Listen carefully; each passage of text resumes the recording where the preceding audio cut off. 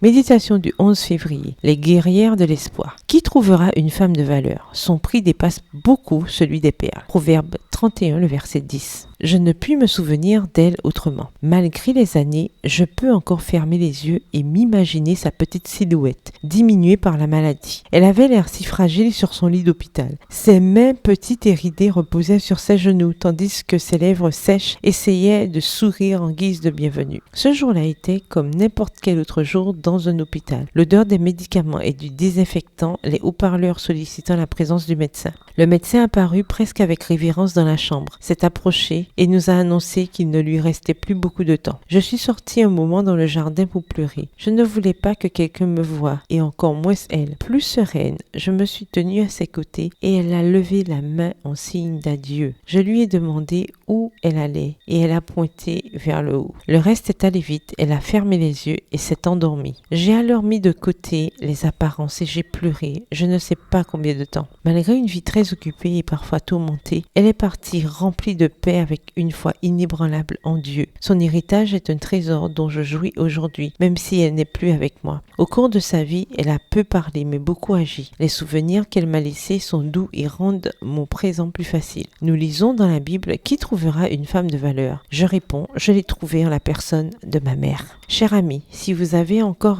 votre mère, honorez-la. Faites pour elle ce qu'elle a fait et fait pour vous. Ouvrez-vous à sa sagesse. Les conseils d'une mère ne perdent jamais de leur force, car ils émanent d'un cœur aimant et généreux, semblable à celui du Père Céleste. Par ailleurs, si vous êtes mère, veillez à ce que vos enfants vous honorent en semant sur votre chemin vers l'éternité des graines d'amour qui porteront leurs fruits quand vous serez partis. Aujourd'hui, avant de commencer vos activités quotidiennes, rassemblez votre famille et présentez-en chaque membre devant Dieu. Priez les uns pour les autres et répétez: quand la flamme de ma vie s'éteindra, quand ma longue marche sera terminée, il ne restera que le parfum des souvenirs d'amour et de bonté. Citation écrite par Oscar Krauss.